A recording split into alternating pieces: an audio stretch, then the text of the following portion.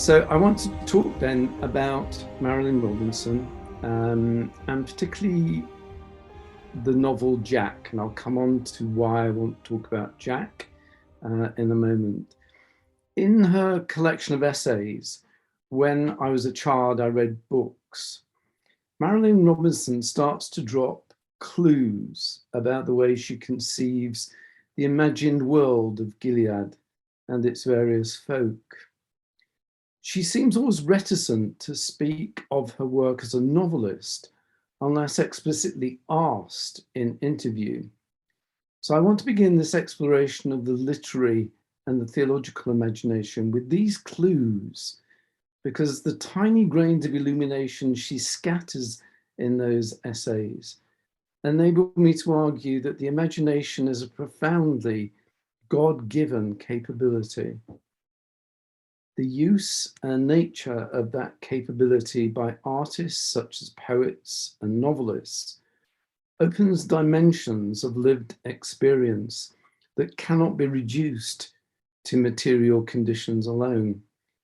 However realist the composition, or however close to documentary the work comes. To imagine is to engage in ways that transcend the material. Though I'm going to return to that notion of transcendence later and qualify it. For imagination is always embodied, and it always must be. To engage and explore, it feeds upon reams of experienced sentience that speak of an environment and an excess of significance. We have some traditional expressions for what is being fed, like soul, heart, spirit. And I find as a theologian, I have to wrestle with this language because of the misleading baggage it carries. But if I take a phrase from the Gospel of St. John, we can begin there. We cannot be born anew or born from above without being born of the flesh. To imagine is to work physically, emotionally, and mentally, that is to work creatively, at those intimations of being born again that subtend all creation. So I want to argue in this paper that Robinson's fiction enables us to apprehend something of this operation of the imagination as it creates within that which has created it. And I'll come back and repeat that.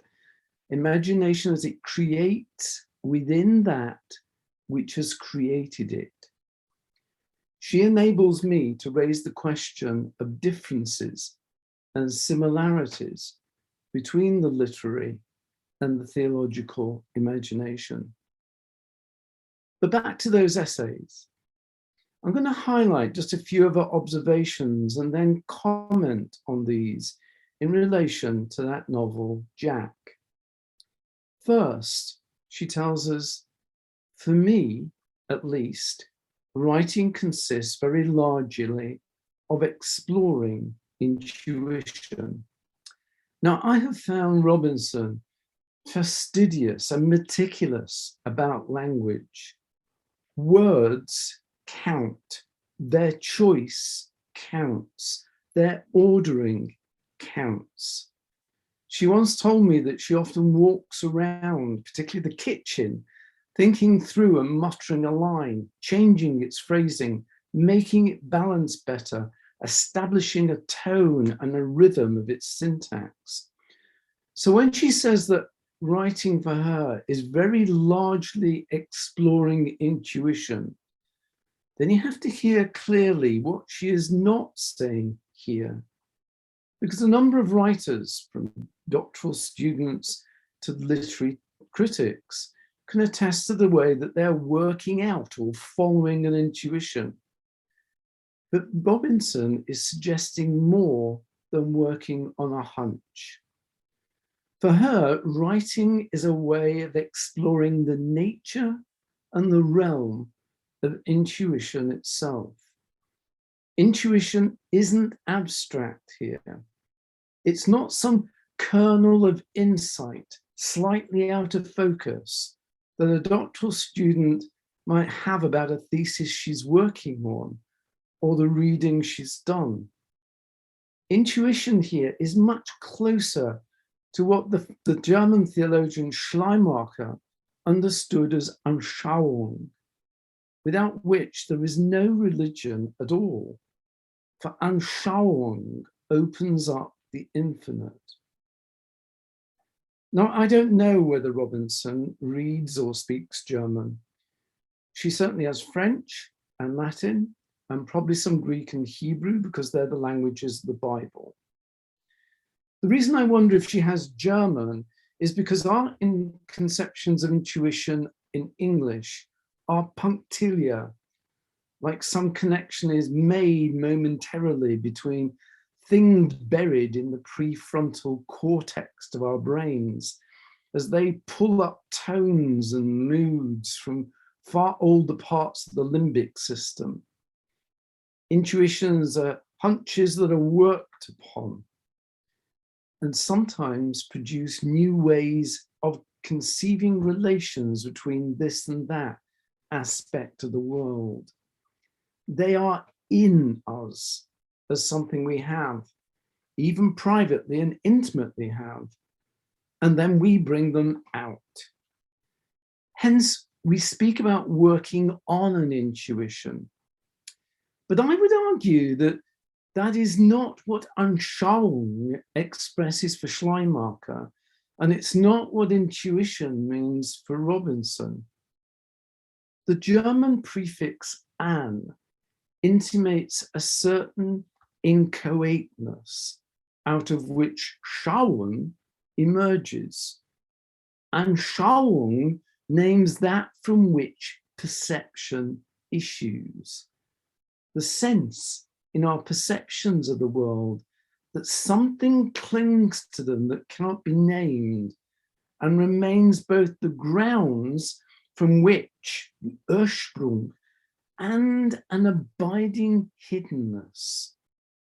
Anschauung then is about something being disclosed, and the closest word I can think of is Greek, and this is epiphanos, epiphany, that which is clearly manifested. In our need to give this appearing or disclosure of the infinite a name, we invent a word for this whence. God is such a word, as Schleiermacher said in the second preface to his De Christliche Glaube. But what is fundamental for Schleiermacher, and I'm extending this to Robinson, what is fundamental is twofold. First, there is an element of opening in this disclosure in line with what theologically would be termed revelation. And revelation is always mediated. And secondly, there's a force behind this disclosure that must find expression. This force has biblical analogies in the experiences of the prophets, several of whom were very reluctant to speak and found they could just not keep silent.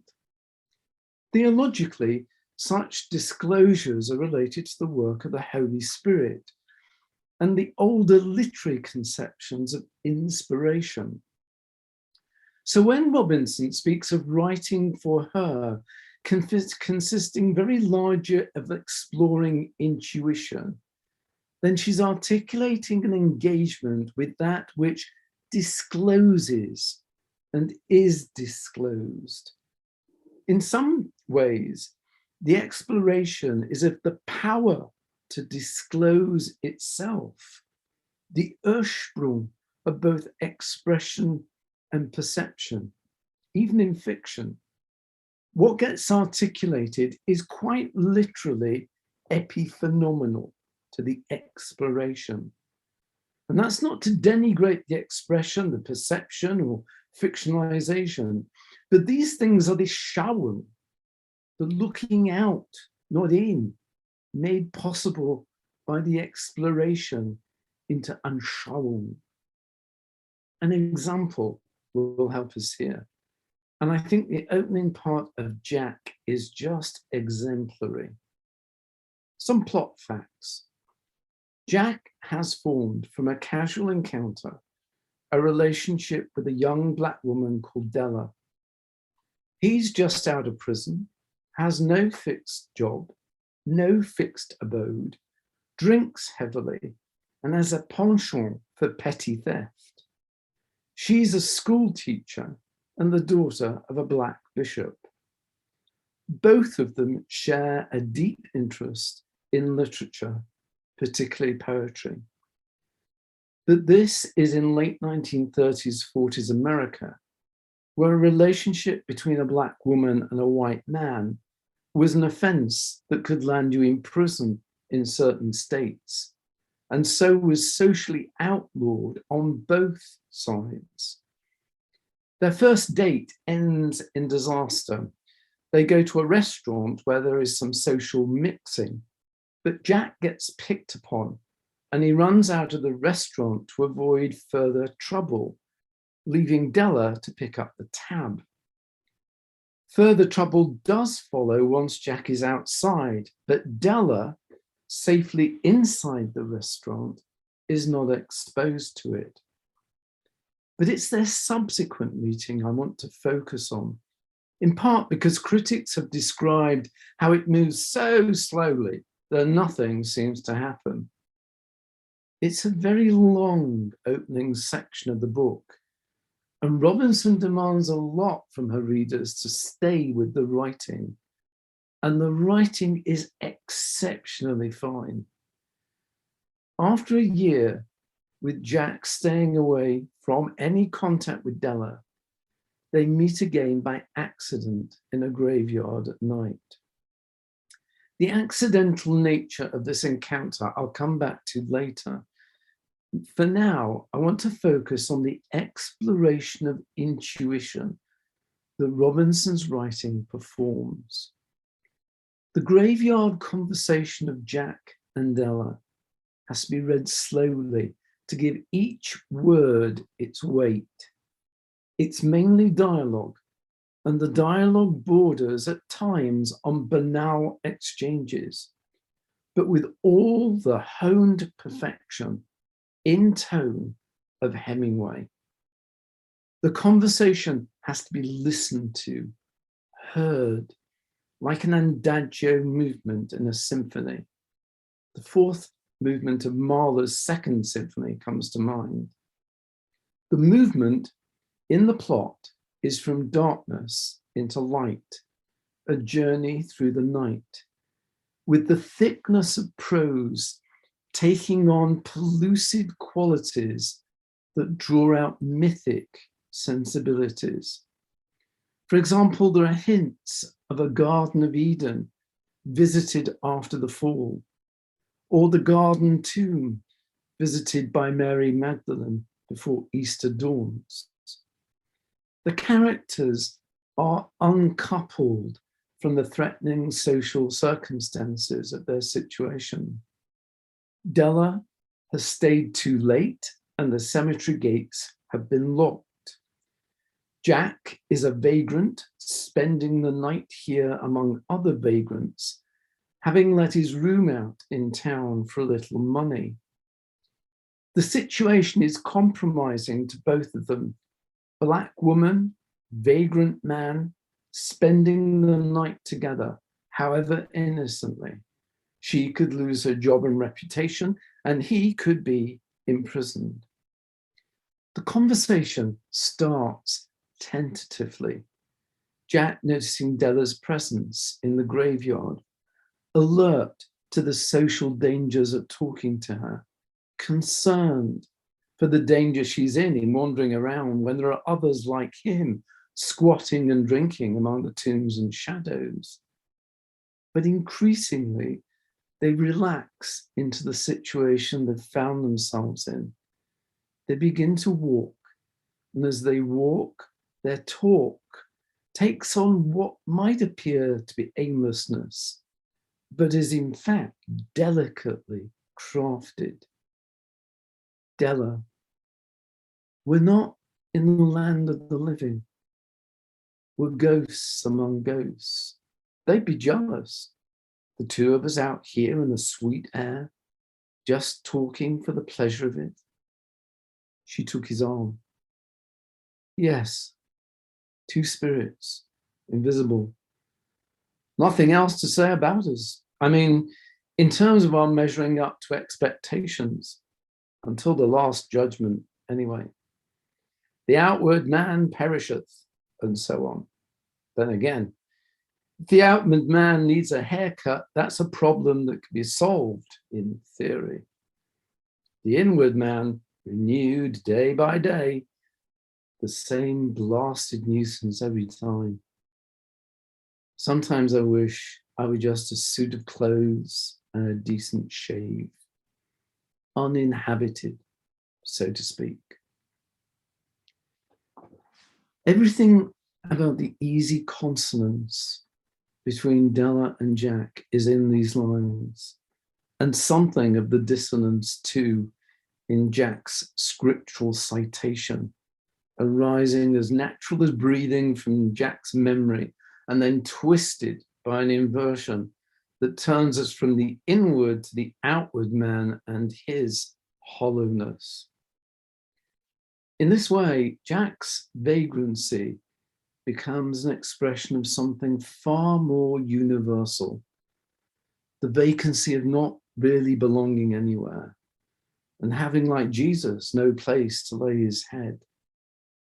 And this is a penetrating theme throughout all Robinson's novels, most dramatically portrayed for me in Housekeeping and most ironically underscored in Home.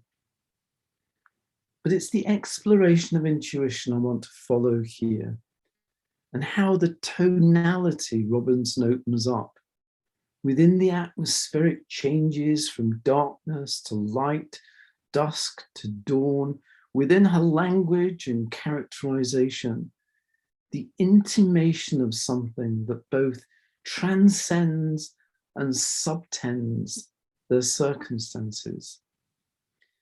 From another essay in that collection, when I was a child, I read books. As a writer, I continually attempt to make inroads on the vast terrain of what cannot be said, or said by me at least. I seem to know by intuition a great deal that I cannot find words for, and to enlarge the field of my intuition every time I fail again to find these words. That is to say, the unnamed is overwhelmingly present and real for me. That intuition, again. And Robinson's exploration of it opens a realm, the realm of the unnameable. As she rightly points out, this opening only becomes possible through attempting to make inroads on that vast terrain. That is, through the materiality of language, through word crafting. Words are tools for her, for this exploration of intuition. Words enable her to make these inroads. I find this statement by Robinson quite remarkable for a novelist. Of course, novelists use words, but Robinson, in my opinion, all the arts and tricks of novel writing, plot, character, narrative techniques like flashbacks, for Robinson, they're all subservient to the power she finds in words. As a Protestant, I don't know if she is aware of the Christian tradition of Augustine, but she seems to me to perform something that Augustine elaborates more discursively in De Trinitate, that in the true eloquence of word use, the word, verbum, resonates within our words, verba. Authentic, true communication within language reveals Christ as word in some sense, for in some way he gathers all words into himself. I say this recognizing that there is another way of understanding Robinson's attempt to make inroads on the unnameable. Such inroads are made elsewhere, though not usually in novel writing. They are absolutely central, though, to the poet's handling of language. And I'll just give one example from a Polish poet, Zbigniew Ebert, and his poem I'd Like to Describe. I would give all metaphors in return for one word drawn out of my breast like a rib, for one word contained within the boundaries of my skin. This is Herbert's attempt to make inroads on the vast terrain of what cannot be said. The point here is that the unnameable, some objective for an exploration involving language, that's usually a poet's task rather than a novelist's. Of course, there are great novelists and playwrights like Virginia Woolf, Marcel Proust, Toni Morrison, who've all pursued this objective, bringing the novel closer to song. Hence my analogy earlier between this dialogue between Della and Jack and a symphonic movement.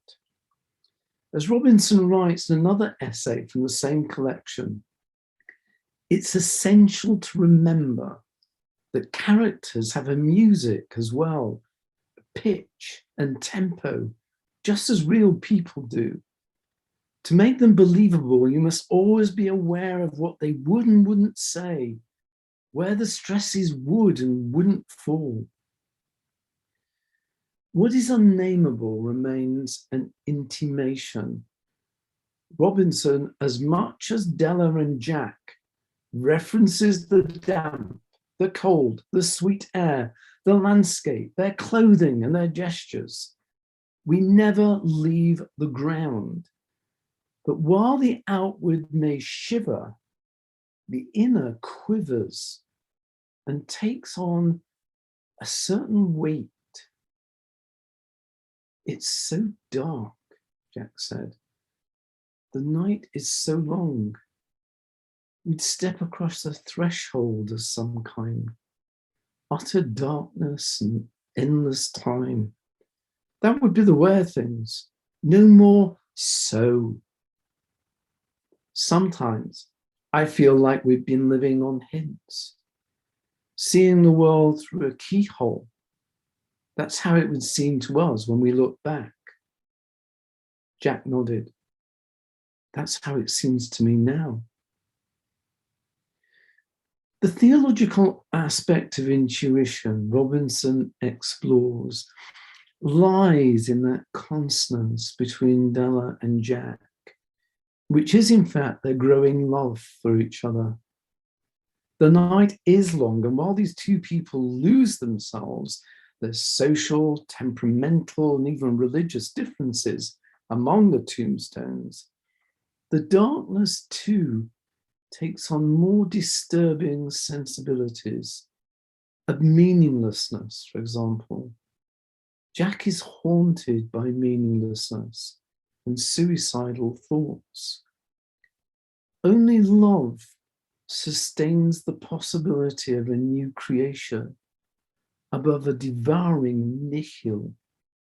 Love and grace. I said I would return to the accidental nature of their meeting in the graveyard. In a flashback given later in the novel, we come to understand from the Jack that in fact he had told Della in the earlier meetings of his habit of roaming the streets of St. Louis at night, and particularly this graveyard. In the graveyard scene itself, Della offers some limp reason for being there so late that she got locked in. But we don't realize how limp this reasoning is until much later in the narrative. And by then, we have learned more about Della's tenacity when it comes to being with Jack. Of course, that Jack would be in the graveyard on that particular evening remains fortunate, but the accidental sets up a dialectical process throughout the novel between the mundane and casual and divine operations of providence. Grace. Grace is the last word in the novel, yoked with marriage, conspiracy, and loyalty. He could consider the sweet marriage that made her a conspirator with him in it, the loyalty that always restored them both, just like grace. Predestination is not tackled head-on, though Jack's father wrestled long and hard with foreknowledge in Home, and Jack tells Della he believes in predestination, while later confessing his atheism. So predestination is part of the atmosphere, Jack and Della, as the offspring of pastors and people well read in scriptures. It's part of the atmosphere they breathe. At no point does the third person narratorial voice of Robinson ally itself with destiny. Robinson is not William Thackeray, who takes his characters out of their box, plays them like puppets, and then, as in the close of Vanity Fair, returns them to the attic. First of all, the narrative voice is circumscribed. It operates through Jack's consciousness, not Della's or anyone else's. And what we know of Della's motivation or any other character's motivation is through what she says, does, and gestures. That is, mostly by inference. Secondly, the narrator allows the action that takes place a logic and coherence that's based in the characters themselves. The events are the rhythmic outworking of their inner choices. As such, when Jack stalls, the plot stalls, and the other characters wait, like Della waits on her stoop, or Della and her family wait in Memphis for Jack to act. There are 2 points, though, when Della acts: in coming to the graveyard, where the novel opens, and in coming to Jack's room in a white man's boarding house and waiting there until he returns. Both of these events are preceded by a major caesura in their relationship. The incident in the restaurant that Della is not given any explanation for and led to Jack's year of holding himself back from seeing her. This is the background to the graveyard scene. And then there's Della's forced return to Memphis following her aunt's arrival in St. Louis, and to end their relationship, and a summons of a kind from her father, which is the background to Della's return to St. Louis and waiting in Jack's room. Both of these events have the theological quality of miracles. The relationship is terminated only to be resurrected. They participate in a rhythm of salvation that attention is drawn to, particularly when Della enters the white man's boarding house. The scene opens with, "Then something amazing happened." Jack has been pounding the streets, unable to sleep. He arrives back at the rooming house, and the supercilious clerk tells him a book of poetry has been left, H.D.'s tribute to the angels. And he adds, "A colored girl dropped it by." Jack couldn't trust his voice. I told you you'd be back pretty soon. She could wait upstairs. She's up there now, for all I know, probably. Probably a little tired of waiting for you. They were laughing. The clerk said, don't worry, I probably won't call the cops. And they kept laughing. He went up to his room, and there she was, asleep on his bed, in her coat and her shoes, her handbag and hat beside her, her lovely head on his pillow. Just when he thought he knew something about the rest of his life, there she was. The scene is beautifully and tenderly orchestrated. The angelic verses, the tension turned up slightly when the clerk adds 3 probablys, the dark streak of threat in pointing out that the liaison is illegal, and the tiny details of our coat, hat, shoes, and handbag, underscoring the utter urbanity of the circumstances in a prose that draws no unnecessary attention to itself.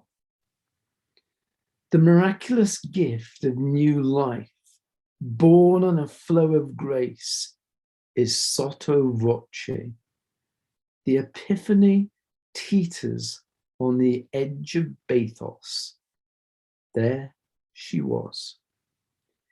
It is the sheer gratuitousness of this event that strikes both the reader and Jack's. Jack's own word is unfathomable.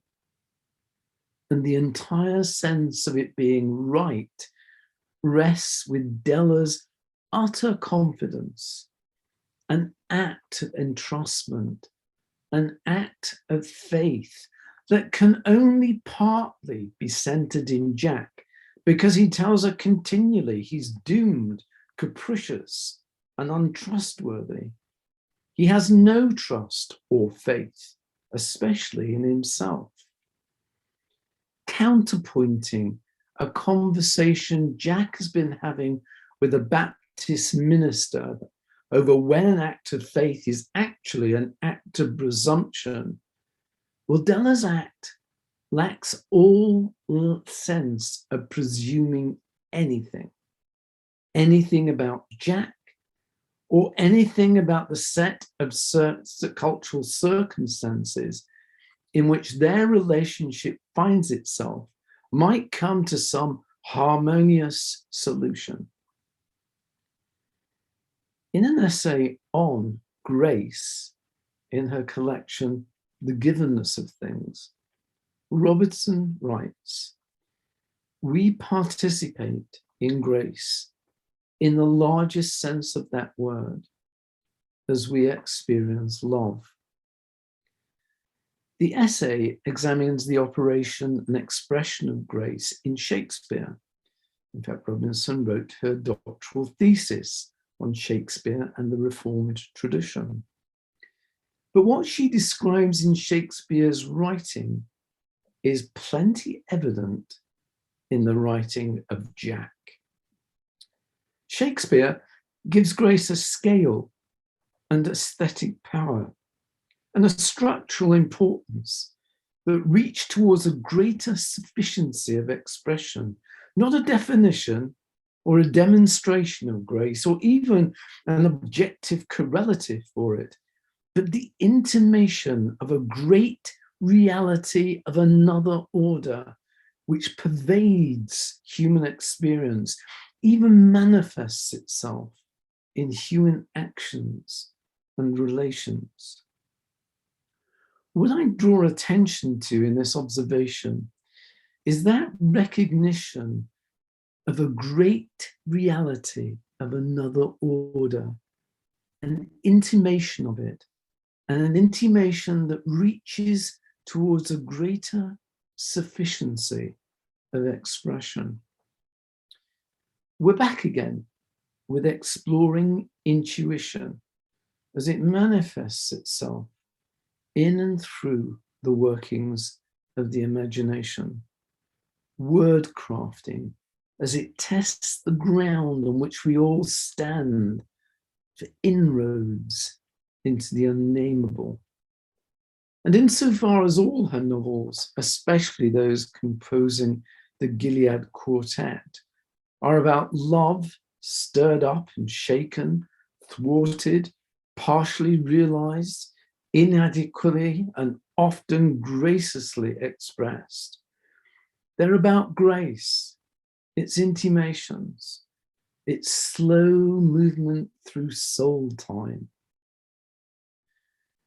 But while Jack finishes on grace, and there are incidents that seem fortuitous, or rather the reader is led astray from any logical possibility for the recurrence, locked out as it is from the mind of Della, grace is traced. It's like a melodic line, almost lost in a musical variation and transposition, and then suddenly re-emerging again. Grace moves as silence, mainly, as pause, as caesura, as disconnect between two thoughts. And in this way, grace inhabits the rhythm of Robinson's syntax and the links between objects observed, clothes, for example, or gestures, in her sharp, focused minimalism. Let's step back now to that question I posed about the literary and the theological imagination. Then, drawing to a close, offer some thoughts. First, the unnameable is not necessarily the apophatic. There is a difference in the direction of traffic. Robinson's eyes are on the earth and earthly. This is her Calvinism, I suggest, and her coyness. For all the theological illusion and context for the story of Della and Jack, there is no theological speculation on what God might be doing and why. This might be humility, though I'm not sure it's theological humility. It is perhaps more a literary humility of how far words can be pushed, prized open in that intuition. There's a soteriology, but it's not pronounced.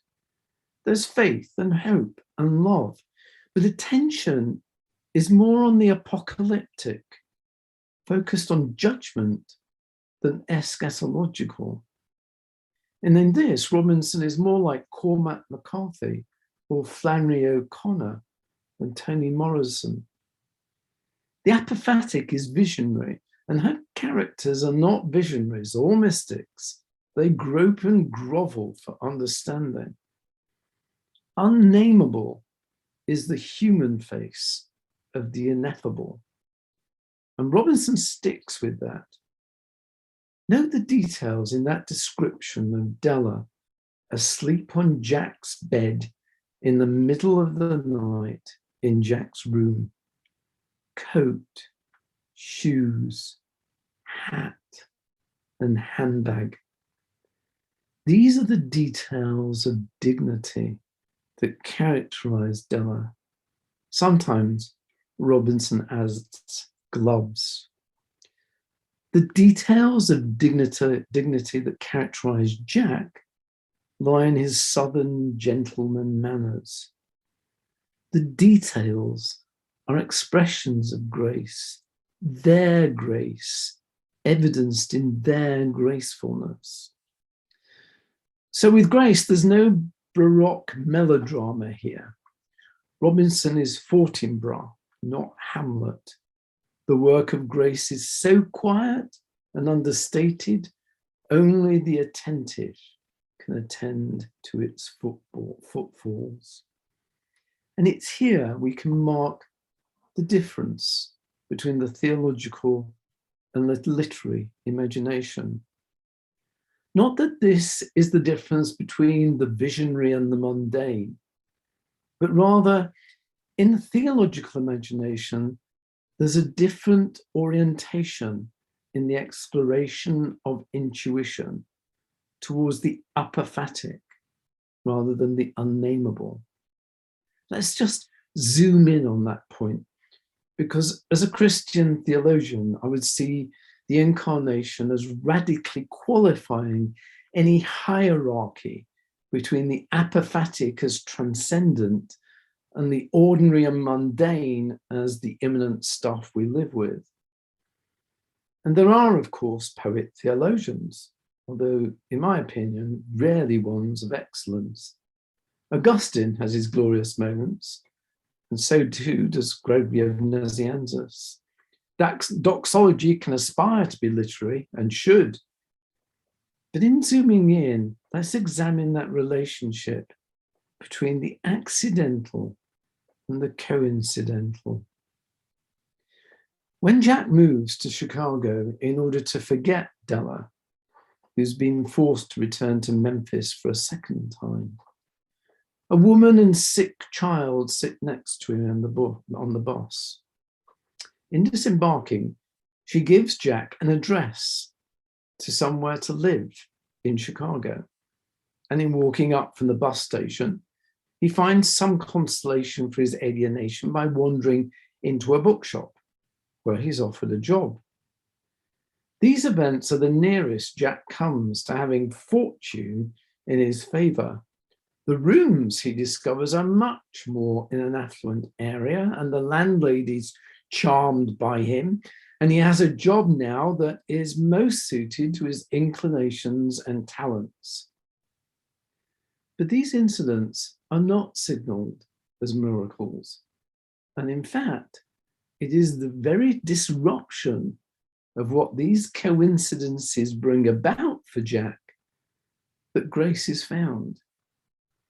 The irony is profound theologically.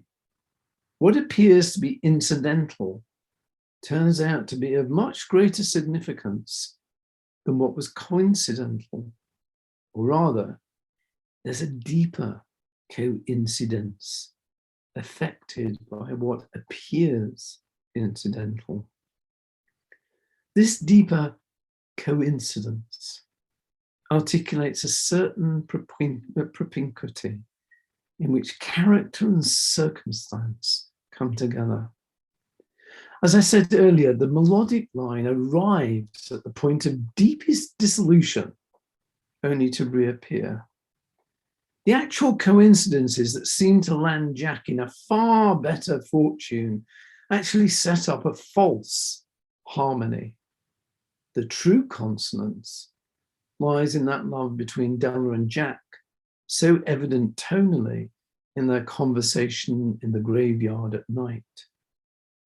And I would suggest that it is this same true consonance, not the fake harmonies, that the theologian pursues in terms of faith, seeking understanding.